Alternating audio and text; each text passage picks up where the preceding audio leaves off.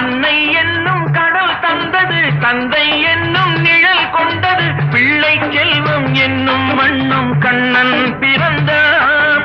நன்றி என்னும் குணம் கொண்டது, நன்மை செய்யும் மனம் கொண்டது, எங்கள் இல்லம் என்னும் பேரை கண்ணன் வளர்ப்பார்.